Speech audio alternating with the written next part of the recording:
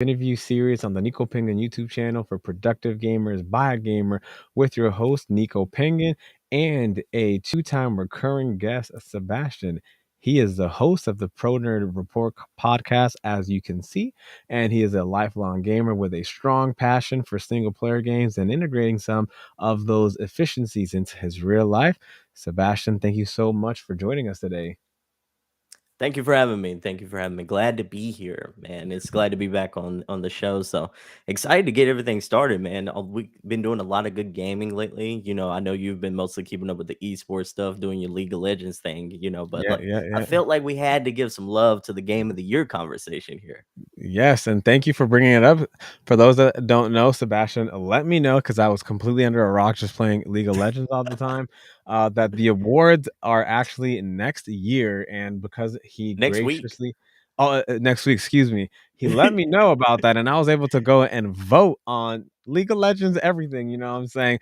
But because most of the awards aren't about League, I decided to bring in the subject matter expert that plays a lot of these games to break down the games, let us know his picks, why he picks it, and who you guys should vote for as well.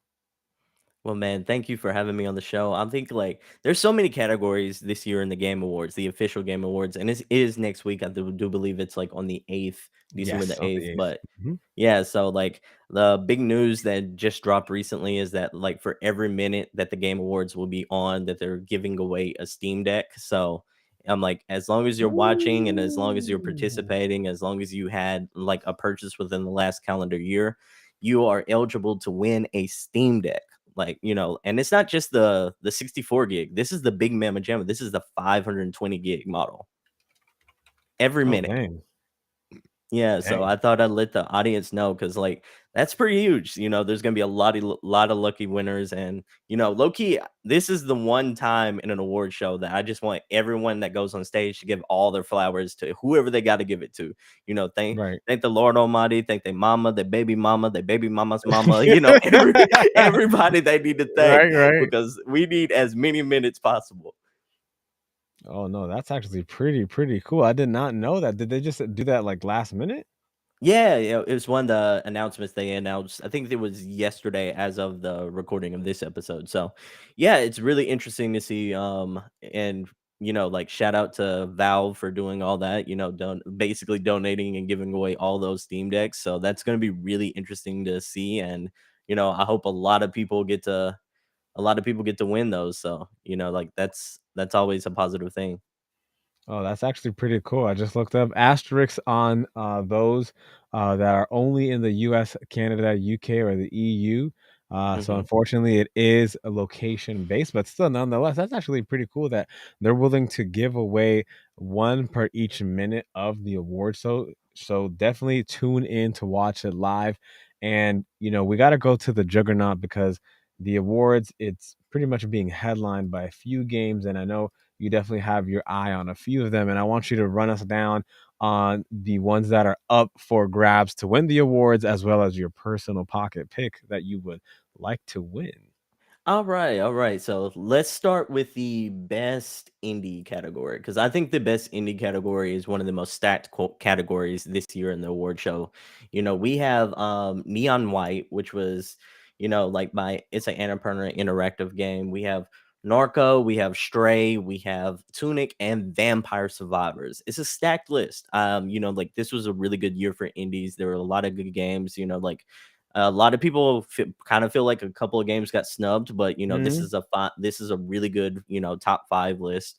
This year was such a banger year for indie titles, and I would make the argument that outside of like the big AAA releases that happened, earlier this year with Mhm. God of War, with Horizon Forbidden West, with like Kirby, and then dropping off towards the end of the year with God of War, we kind of had a lull in the middle portion that indies kind of carried us through. Like if you were a guy who was playing like Game Pass, you got a lot of indies that came on Game Pass. If you were a person who plays on Switch or on Steam, you had a lot of indies to kind of carry you through until that next big release. So Mhm. shout out to the indies out there. You're absolutely killing it. Shout out to the indie developers. You did a damn good job in 2022 helping us, like get our game on. So talking about the category itself, like I think Stray, Tunic, Vampire Survivors, all fine games. Like all fine games. And I'm talking about best debut indie, and then you have best indie up there. So Best yeah, debut. Okay, best pulling that up debut just indie. I so might have everybody can misspoken. see. Yeah, I might have misspoken, but like best debut indie, I think is the category I was referring to earlier though. But like I would probably lean towards Vampire Survivors, but that might be a little bit recency bias because Vampire Survivors might be one of the most addicting game I've played in a very long time. Like easily one of the most addicting games I've played in a very long time. The premise is very simple. It's very pick up and play friendly. Everyone can like pick up and play this game and have a great time with it. Vampire Survivors is a gem, and low key, it's probably like an 8 or a 10 out of 10 kind of game for a lot of people. It's right now you can play it on like Game Pass, both on Game Mhm. Pass PC and Game Pass on your Xbox, and it's cloud gaming. So I'm like, you can play it in so many different fashions. Stray is another one. I think it is undisputedly the best cat game of all time. But shout out to all you cat lovers out there. Like this game is absolutely killing it. Tunic is a game that I think, didn't necessarily speak to everyone, but the people it really spoke to, like it hit hard for.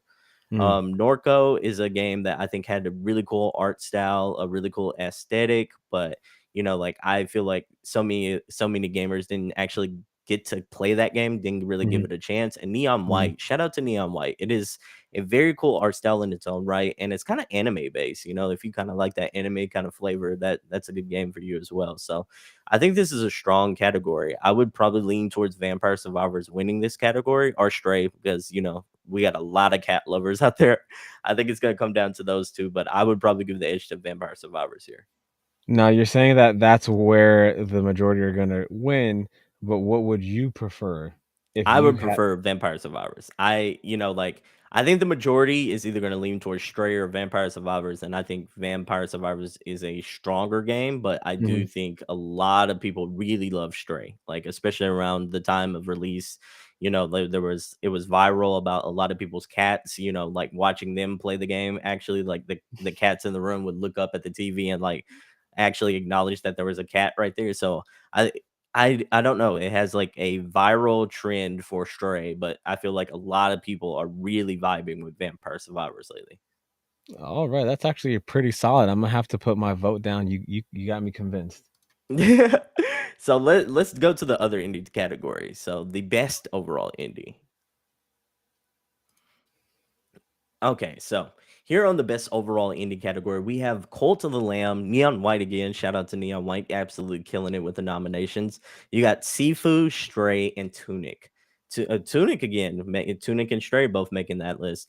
I think, like me personally, I voted for Cult of the Lamb in this category because I think Cult of the Mm, Lamb is a fantastic video game. Not to say the others aren't, but like mhm, I I think Cult of the Lamb and Stray are the ones that speak probably to a wide variety of audiences versus Tunic, Sifu, and Neon White, which is a very specific subset of gamers. Like Tunic is for people who like that kind of old school Legend of Zelda kind of vibe, like yeah, yeah, those retro kind of like RPGs, and and it kind of has its own language kind of built into there. If you really vibed with Tunic and you kind of wanted to learn about the lore and about the world, it's sort of like it really helps you do that. It crafted a really cool world. Neon White was just like I said earlier, really cool vibe, really cool mhm. aesthetic. I don't think it speaks to everyone. I don't think it's like quite as like appealing to a wide variety of audiences, but I do feel like the people who really played that game really enjoyed it. Sifu though. Sifu, if you are a fan of like old school martial arts movies, Yeah, like if you're an old school fan, like for me, watching like Rush Hour or watching like Bruce Lee movies, yeah, Sifu yeah, reminded yeah. me of like a modern day version of those Ooh, kind of games. It's very much taking that like combo aspect that you would see in fighting games where mhm, you do like XX square or like triangle, taking all those combo vibes and then making it into like an open kind of like a closed level open roam kind of area. It's not Mhm. open world per se, but like you can kind of it's an action RPG in the sense that you can kind of go through the levels as you kind of choose.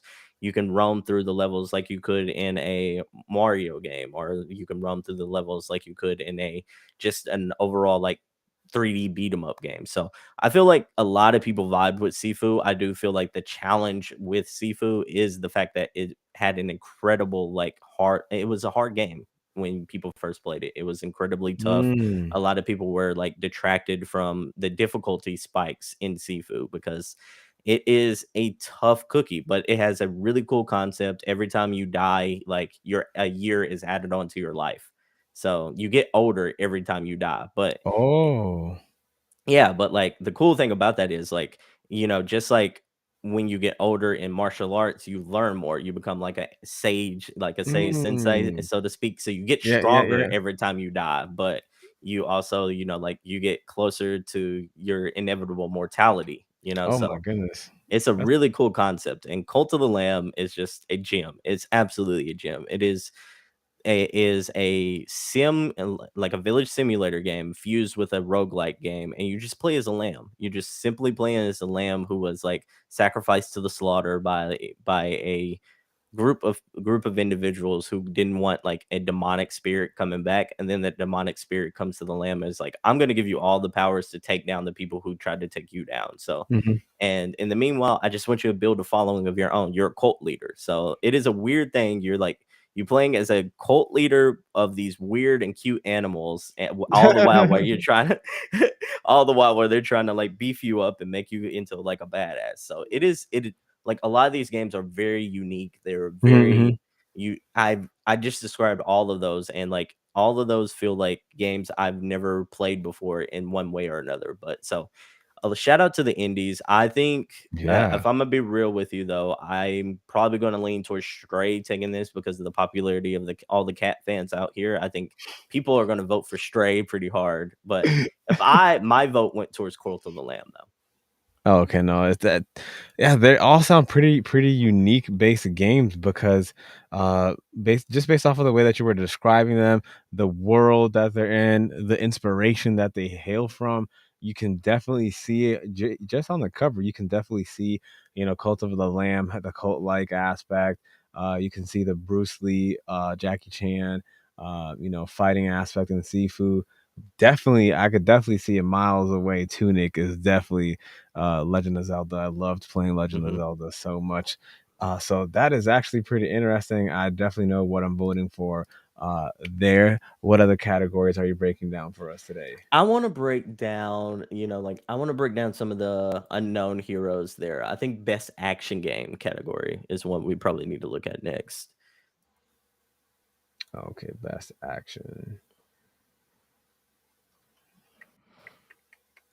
So while you're pulling that up, though, I'll read out the categories. We have Bayonetta 3, Call of Duty Modern Warfare 2, Neon White again. Shout out to Neon White, absolutely killing it with all the nominations, and Sifu again, and then Teenage Mutant Ninja Turtles: Shredder's Revenge is also on there. Yeah, when Yeah, I saw that one, I was like, "Yo, this is gonna be an action-packed category for sure." for sure, for sure. And so Bayonetta 3, the latest chapter in the Bayonetta saga, really cool, really stylized game, especially if you like sort of like the kind of anime bombastic vibes.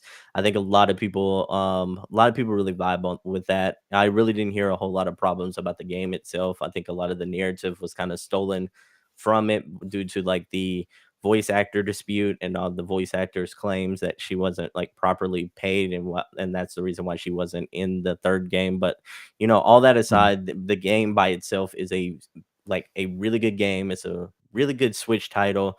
Shout out to the mhm, Nintendo Switch games this year. Call of Duty, if you played Modern Warfare 2 before, you kind of played this game before. It has a lot of the modern aspects to it. It did have a lot of the new additions to this game versus the last iteration of Modern Warfare. But I digress. It still feels kind of the same old, just a little bit of a different kind of like coat, like coat of paint. But Neon White, I spoke about it before, so same as Sifu. But I really want to shout out Teenage Mutant Ninja Turtles Shredder's Revenge, man, because that is a game that I think didn't get enough love. It's a beat 'em up Mm. game. It's on Game Pass right now, so you have no excuse if if you're an Xbox user. Check this one out.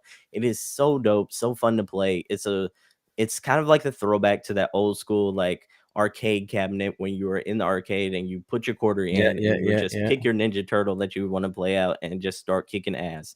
It is a throwback to that style, but with some more modern day kind of like more modern day features that kind of make it feel modern. Mhm, There's no mhm. other way to say it. It makes it feel modern. But I really want to shout out that soundtrack as well because they had a banging soundtrack. Wu Tang Clan got represented. Like I loved the soundtrack in this. It was so dope.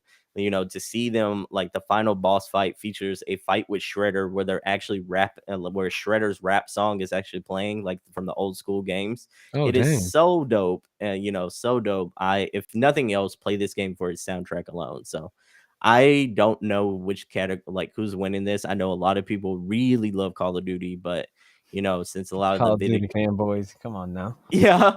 So I really don't know who's gonna win this. If I put money on it, I'd have to go with Call of Duty just because like of the sheer love Call of Duty seems to get. But since video game journalists are a lot of the people voting for this category, I could also see Bayonetta taking this. So I think it's gonna be one or the other. But shout out to all these games that made it. And everyone go play Teenage Mutant Ninja Turtles, at least for the soundtrack. If nothing else, like go listen to the soundtrack on Spotify or YouTube because it's banging. Yeah, the only thing is that the, Call of Duty fanboys would actually have to go online and vote, but they might be too busy actually playing the game, so I think everybody actually has a fair chance because they might be too busy just, like, playing the game. That's a fair assessment. That's a fair assessment. So, I think the next category that I really want to talk about is the best narrative category. Ooh, I knew you gonna touch base on this I one. love a narrative game. As the man who hosts the Single Player Experience podcast, which is the video game podcast where we talk about the dopest single player experiences and the dopest stories that you can get in video games. This is one that speaks to my heart. Like I love a good story. A good story in video games is like reading a good book. So I Yeah. love that. So I really want to shout out to these games though. A lot of these are big budget games, three of them insanely big budget, and then you have two which are on that smaller scale, but really punched hard Mhm, with their stories. First of all, I want to shout out Immortality, which is a game mm, not enough people played, man. Trust me. Like Immortality is on Game Pass as well. It is a video game where there's a real life actress and they use like real life clips. It's like clips just like you would see in a movie, and right, right.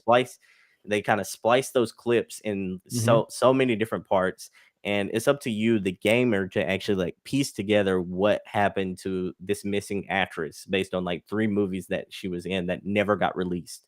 And the Mm. cool part about it is it's like it does have some video game elements to it, but like 100% of this game is basically like you looking at footage, like documentary footage or like movie clip footage, is just like you would when you're watching a movie like Black Panther. Like all of it Yeah, yeah, shot with yeah. real life actors and Mhm, mhm, actresses. mhm. So it is very unique. Like there's only like two other games that have done this before, and they were all made by the same creator. Like extremely unique game. I think like a lot of people need to play it. The story is like twisted in a very Mhm. not in a very cool way, and the story takes you in so many different places. And if you're like a gamer who loves to really just think about games and really just digest the story, or even like loves to play games, and you have a significant other that wants to watch you play games but not necessarily get involved, this is the Right. perfect game to do that, because like both of y'all would be like, what the hell is happening? That person's definitely suspicious. Oh, that person's sus. Like it is wild how good that story is. And before I let you go on, I do wanna give you an opportunity, to give yourself a shout out where people can support you, where they can follow you, like you, because this is right up your alley. So before you continue, please take some time to give yourself some, flowers.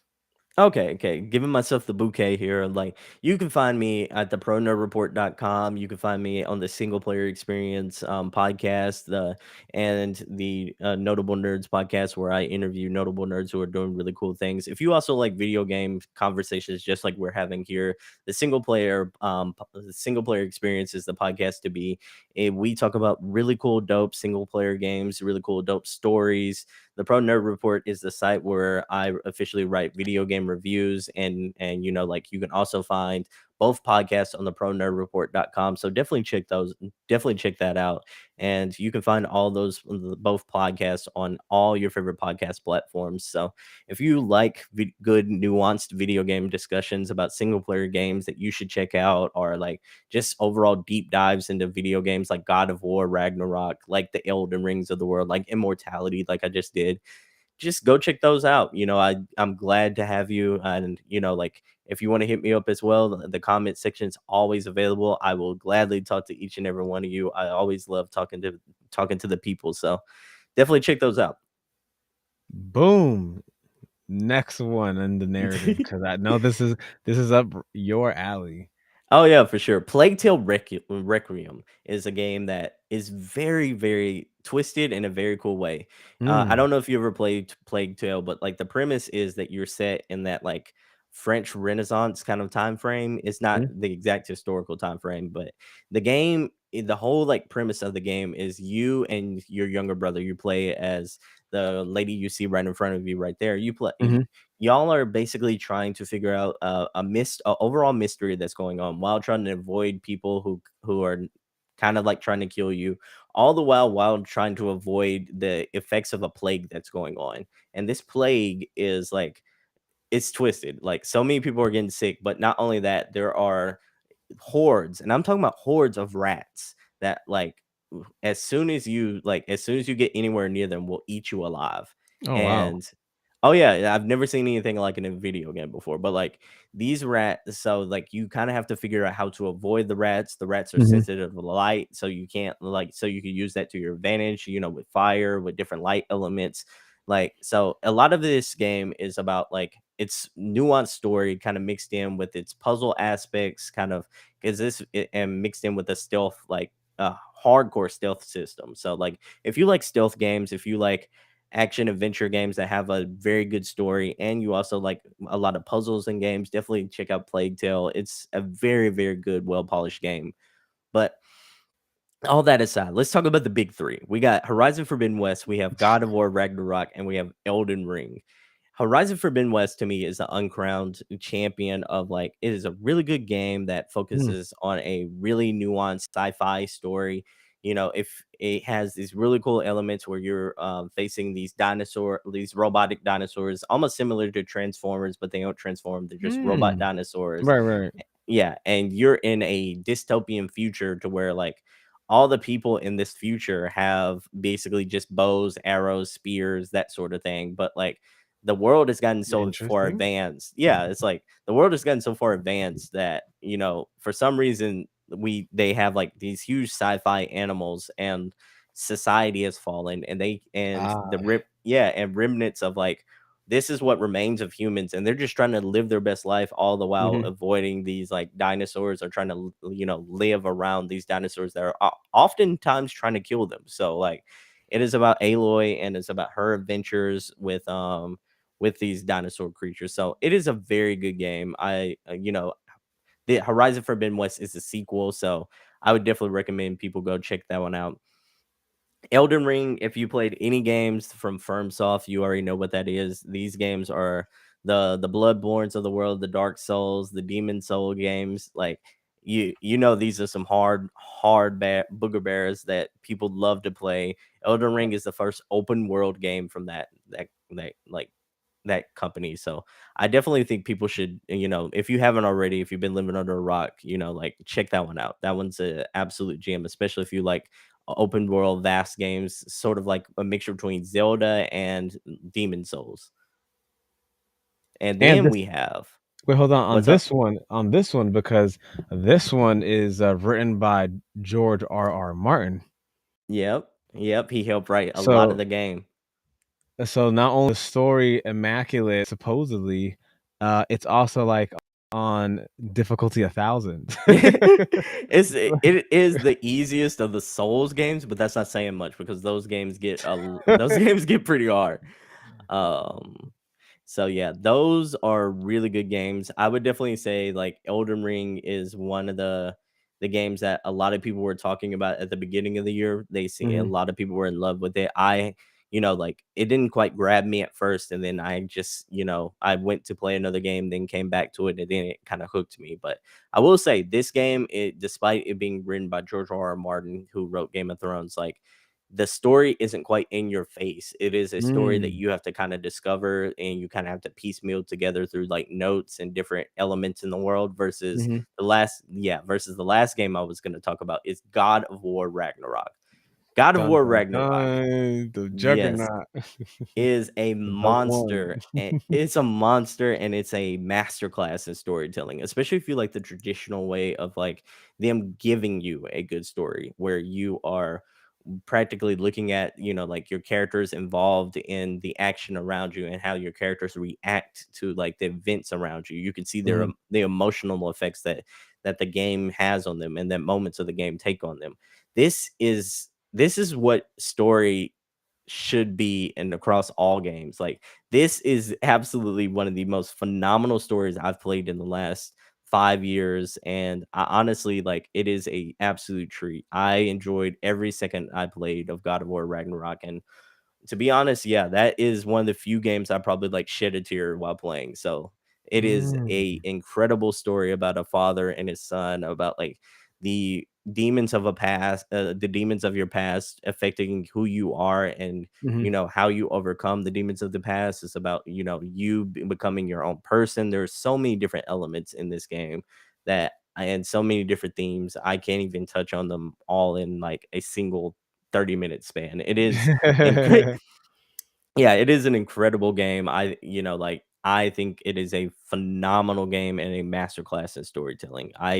If it's up to me, I think God of War wins this category hands down, no questions asked. But shout out to all the other games. I don't necessarily know where people are gonna go because I do think a lot of these games, like a lot of these games are really good stories, but Right, I right. think a lot of the journalists are probably gonna vote God of War Ragnarok on this category Well, Kratos is gonna win this hands down based off of the though. way that you dissected that, and plus, I've heard so many great things from, God of War Ragnarok as well. So many of my friends, playing it, and, with Elden Ring, the only one that I even remotely thought about, but just the difficult level versus with God of War Ragnarok and having the storyline being based on, and correct me if I'm wrong, it's based off of like the Norse concept of Yeah, it mythology. is.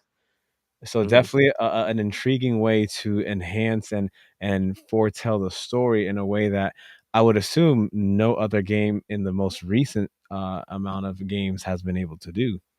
No, it delivers a kind of unique twist on the Norse mythology that you don't necessarily see. Like, I think the most recent adaptations of Norse mythology that we saw in media, like would be probably the show Vikings, that is on Netflix currently, Mhm, mhm. and probably I would probably say Thor from the MCU are like the current. Yeah, Yeah, or what a lot of people associate with Norse mythology, or at least adaptations of Norse mythology right now. But like, I would probably say this is more accurate to like the, like what you see historic adaptations of Norse mythology. Mhm. Oh yeah, and Assassin's Creed. Shout out to Assassin's Creed Oh, Valhalla. Yeah, yeah. they did it recently, but like, I think this is a bit different because like, unlike the MCU's Thor, you actually got to see like what a lot of Norse mythology describes as like how Thor really behaved and how The Odin the really belly behaved. and all that stuff. Yeah, Yeah, yeah, yeah. yeah,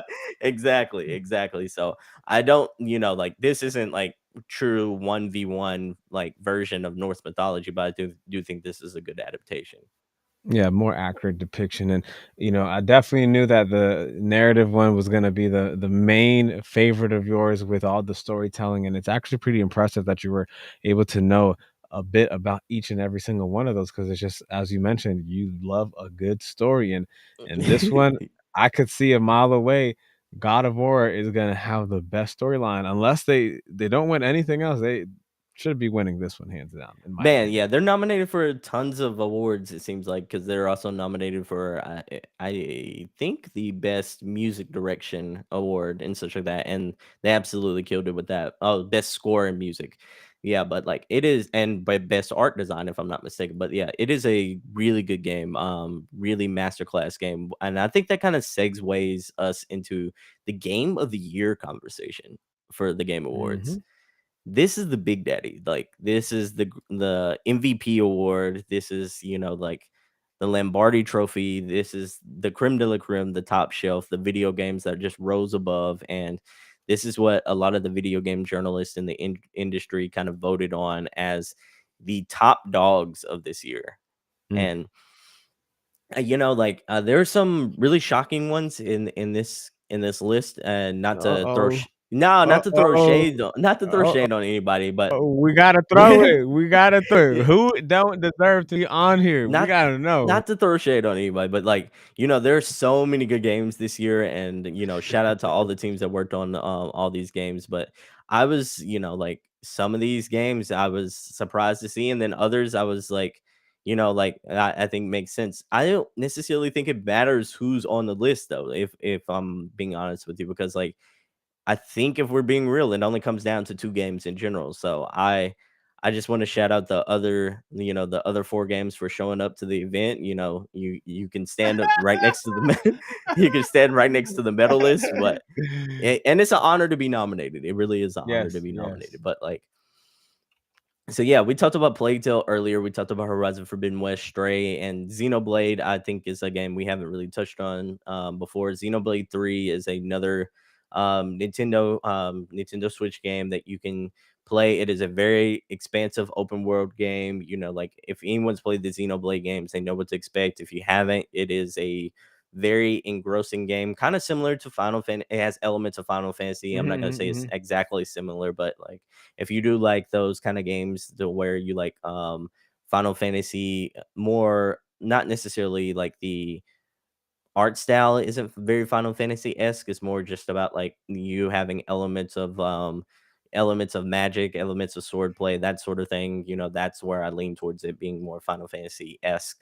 But like Mhm. Xenoblade is its own unique beast, and it has its own unique following that's absolutely massive. And shout out to Xenoblade fans, because you got your due here. You really did. You got nominated. All that said, like Stray, Horizon Forbidden West, Horizon, which was my game of the year before I actually played God of War. But like, shout Yeah, out to yeah. Horizon, shout out to Stray, shout out to Plague Tale Requiem. But ladies and gentlemen, let's talk about the two big dogs. This is like the Super Bowl, so to speak, where Right, we right. have the two top teams and they're facing off, and only one can actually get the championship. We have Elden Ring, which is like I talked about earlier, is a game that people were engrossed in at the beginning of the year. People loved it. People had a lot of fun playing Elden Ring. It was all around social media.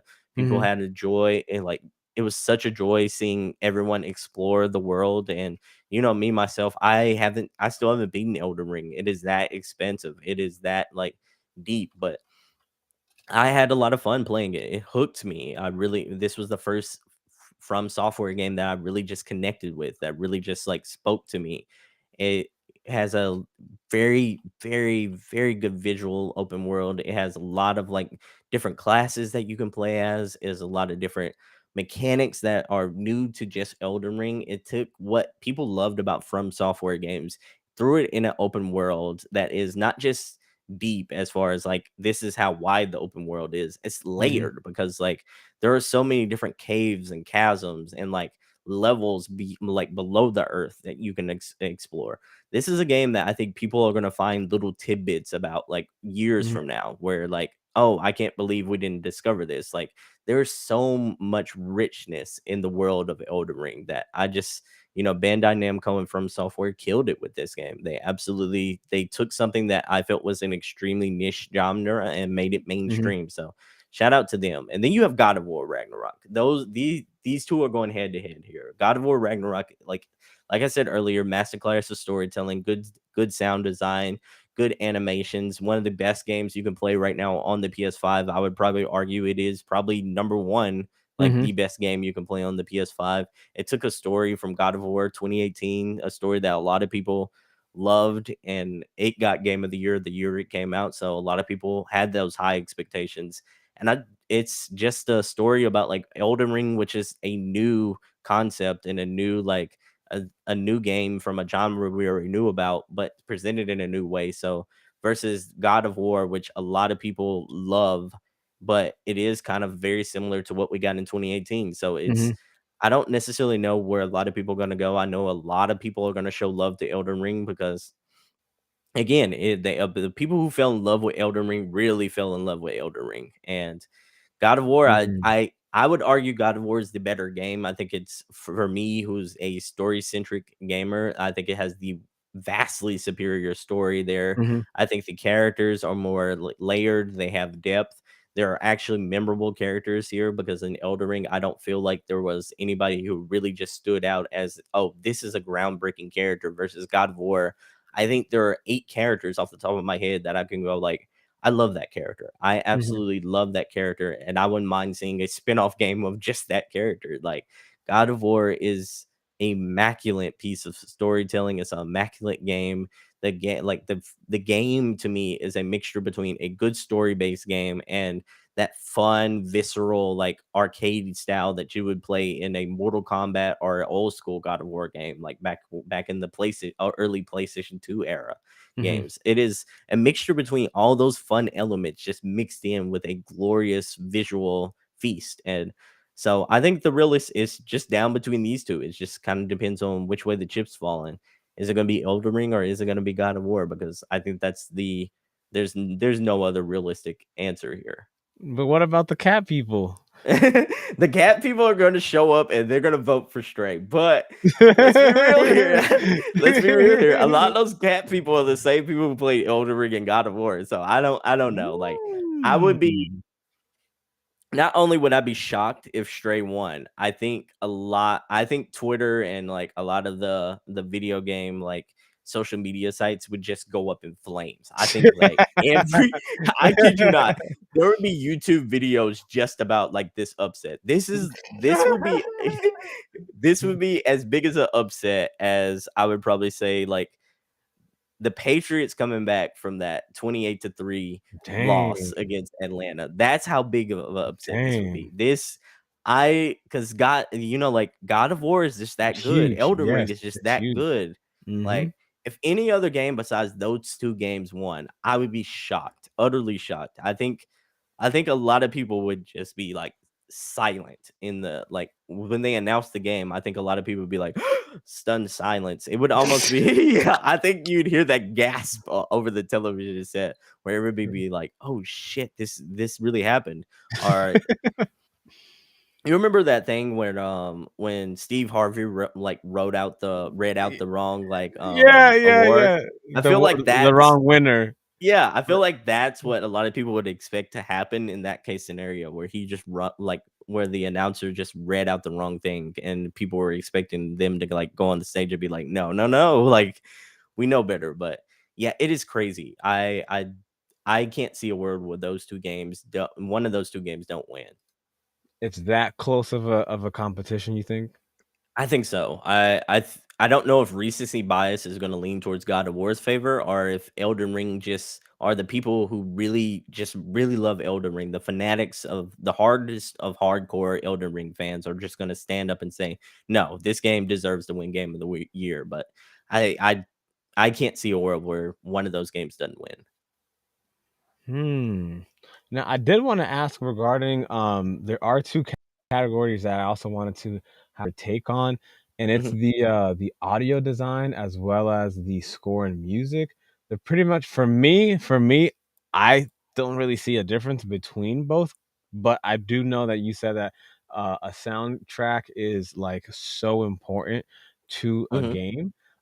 So I wasn't too sure if you wanted to give your take regarding which one of Woody So games had the best score and music, and then I can check out the in-game audio. So yeah, just to clarify the difference there, the in-game audio is like the little like the sounds you hear when you do a game action. Like Mm. yeah, you know, like when you play like a Call of Duty game or Overwatch game or League of Legends game, there are like certain actions you associate a sound with. Like Mhm, mhm, that's mhm. closer to like the audio design, the sound design versus a score and music. That's like what you would hear as far as like the big orchestra or like the big like soundtrack and Ah. stuff like that. So Mhm, like mhm. those that's the difference between the two categories. And you know, like when you go to a movie, you hear you know what a lightsaber sounds like. Mhm, That's mhm, audio mhm. design. And then like when you Ooh. go yeah, and when you go to see that same movie, that same Star Wars movie, you hear that the actual music and the actual like dun dun dun dun, dun you know, like you hear So that. then That's this is what you love yeah, right next to a exactly. good narrative. And so out of all of these, which one makes you say, "Clearly it was this one"? I hmm. This is gonna surprise a lot of people, but I also think God of War had a immaculate soundtrack. Like No Bear surprise McCree, there. yeah, Bear McCree is like Bear McCree killed it with this soundtrack. I want to shout him out. Like everything about God of War amplifies what's going on that screen. Like whether it be the little moments, whether it be like the heavy sighs where like you can see fatigue creeping in, whether it be like the moments of levity that where you can actually hear those punchline jokes are just the overall like music that kicks in when like something badass is happening when you're facing Mhm, off against like a big boss battle. Everything feels epic and the music amplifies every emotion on that screen. So I really want to shout that game out. If it's up to me, I'm giving it to God of War again. But Xenoblade has a fantastic soundtrack, like mm, absolutely fantastic soundtrack. You know, like just like 1 and 2, like if you liked the soundtrack for 1 and 2, Xenoblade 3 absolutely kills it. Plague Tale, like that horror vibe, that horror suspense vibe that Plague Tale kind of like exhibits there is like it's second to none. I anything else in that genre kind of like doesn't even come close to that experience that you get when like the rats just all like burst through a wall and you hear that music just come through where like you know like yeesh. everything's gone to hell and you need to run. Like the music kicks in and it just amplifies everything. I think Plague Tale had a killer soundtrack and Elden Ring fantastic. When the boss battle kicks in and you hear that like the orchestra start to playing and you know like damn, I gotta fight for my life here. Like every if the music makes you feel like you're in a fight for your life and you don't necessarily know if you're gonna live or if you're gonna die. You're hanging on by a cliff, by your fingers on a cliff, and that's like the magic of Elden Ring soundtrack. It's that suspense mixed in with that music of wonder when you first like walk into the open world and you look up and you see all that like glorious glow in the Mhm. sky and you actually see like the trails from the actual trees, the tree itself, and you like, and the music kicks in and it has that nice glow of, and it kind of makes you feel like there's a lot to explore here. There's a lot of wonder in the air, and I just can't shut that one out enough. So I think if Elden Ring wins, I don't think it's like a crime. To be honest, like I don't think it's a crime. I would give my vote to God of War, but I can Mhm. easily see Elden Ring taking this one. Two Feathers is a game like is a composer like I didn't get to actually experience his music or their music in the game itself because this is one of the few games I didn't actually experience this year. Mm. Like I didn't play any of Metal Hellsinger, but I hear good things. I actually checked out a track or two. It popped up, on my playlist when I was listening to video game music while I was working. So I think it's a good soundtrack. I just can't speak to what it sounds like while playing the game. So I kind of omit myself from being ignorant of that game in particular. But yeah, I think Bear McCree absolutely killed it. I think he deserves his flowers, but I wouldn't be surprised if Sato won that. Man, But that's actually a pretty good take. It's like, oof, because all of them sound like they would pretty much be right up there with the win, but of course, out of war, they know how to do it best. Now I do want to see if you have any other nominee that you did want to discuss, or if you had those of your majority of your choices regarding the Game of the Year awards? So let me be frank here with a lot of people. Like a lot of the other games categories, I can't really personally speak to, especially in the esports category. I know I can do like best role playing because I do play those type of games, but I don't necessarily have a dog in the fight when it comes to like creator of the year, best esports anything because I'm not an Mhm. esports player or usually an avid watcher. If you have any recommendations, everyone, for how to get into esports or how I can get into esports, I'd gladly like to hear that. Best sports game, I played a lot of different sports games, and I would probably lean towards NBA 2K for, like my favorite sports game of the year. And, like I played FIFA, I played Gran Turismo, I played Ollie Ollie World, but I didn't play F1 22. And, shame on me for not giving that game a chance, but I'm not huge into racing. I'm not huge into racing, but can't really speak to that one. And I can't really, outside of like the best RPG, best role playing game, which I handily think would probably go to Elden Ring. I don't even think like any of the other games came close to the quality of Elden Ring, but so I think Elden Ring's going to win that game. So I don't. I think that's pretty much what I anticipate happening at the Game Awards and kind of where I fall in it. I think the best, most anticipated game category is going to be interesting because there's a lot of heavy hitters there. There's Final Fantasy Mhm. 16, Hogwarts Legacy, Resident Evil 4, um, Starfield, and The Legend of Zelda: Tears of the Kingdom. I think Zelda is probably easily the most like anticipated game for a lot of people because a lot of people loved Breath of the Wild. So we'll see what happens, but I think my most anticipated game for next year is probably going to be Hogwarts Legacy. I think that studio, Avalanche Studio, has a lot to prove, and I want to see what they could do with one of the IPs that I love, and I absolutely love Harry Potter. So I would really want to see what they can do with that IP. I think they're the biggest underdog of next year, but I look forward to hopefully them like rising above and punching well above their weight. Nice. The only other one that I want to review, you might Mhm. not be so privy to it, but I absolutely wanted to review the best adaptation, and only because definitely had a vote for League of Legends Ah, on this one.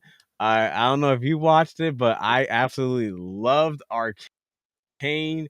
I thought it was amazing. I watched it 3 times, damn. twice in English, once in Spanish.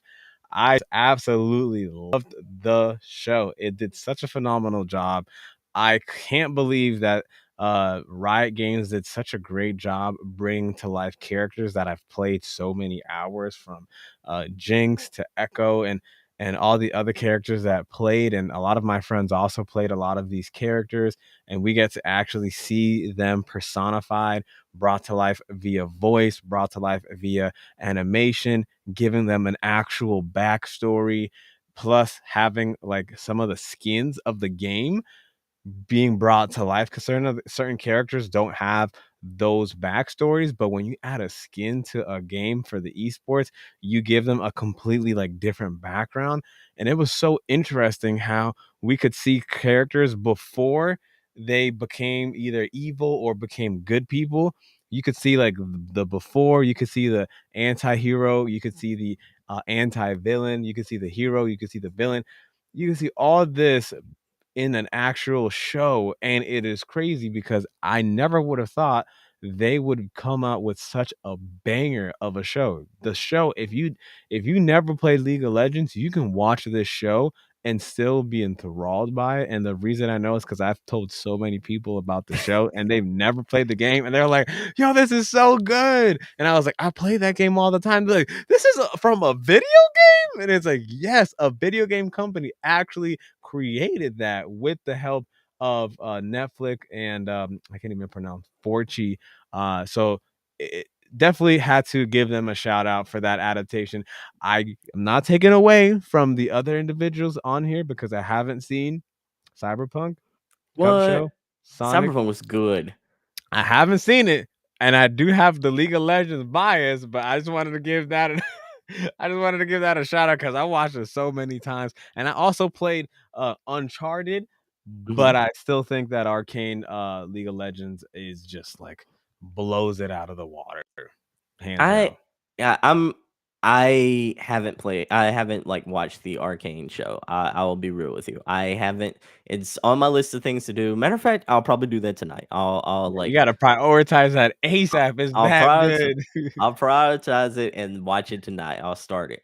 I really enjoyed Cyberpunk Edge Runners. Mm, I liked what I saw from the Cuphead show. I haven't like quite finished that yet, but I liked mhm. what I saw. I think it's a really cool adaptation. I liked the Sonic the Hedgehog movies, both 1 and 2, but really enjoyed 2. I thought it was a really good sequel, really fun time. Uncharted, for better or for worse, didn't quite feel like Uncharted the game, but it's a movie adaptation. I do like Tom Holland. Mark Wahlberg kind of felt like just Mark Wahlberg instead of actually being Sully that I know and love. But I digress. I think it's a good fun time, and that movie's better than it had any right to be. But I would probably give it to Cyberpunk Edge Runners, but I will probably go with Arcane. Like I'll watch Arcane And then probably you can make tonight, and yeah, then you can make an unbiased decision because at least I yeah. have the bias in me. You can make the unbiased decision and actually be like, "You know what? Arcane is the best." And I'll be like, "Hey, listen, you said it, not me." Okay, okay. I will watch Arcane and I will let you know if it stands the test of time. If it You gave it the recommendation. You gave it five like the five finger slap of like you got to watch this. So I'll Oh, definitely yeah. check this out. Oh, for sure. But other than that, thank you so much for, giving me the necessity, the requirement to do this because I do love playing video games and I do love hearing about other people playing video games. And for some time, I loved playing all different kind of genres from MMORPGs to RPGs to RTS and a whole bunch of other from FIFA to NBA 2K. I love Need for Speed. I can go down the list. Like I played so many different genres, but the moment I got suckered into League of Legends, I completely just stopped with all the other games. So definitely, I appreciate you for letting me know. Everybody, definitely check out the Pro Nerd Report. I'm going to have all his information in the bio, so check him out. Make sure to like, comment, and subscribe, and definitely vote.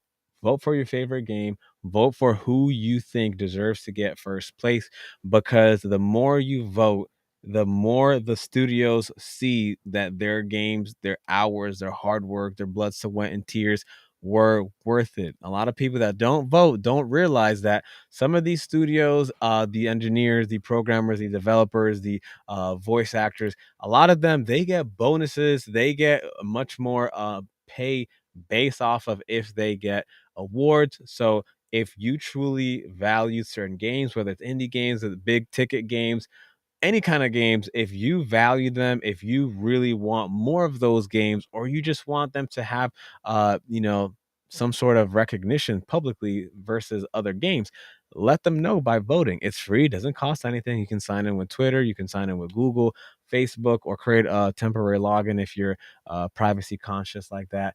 But once again, thank you, Sebastion, for bringing this up to me.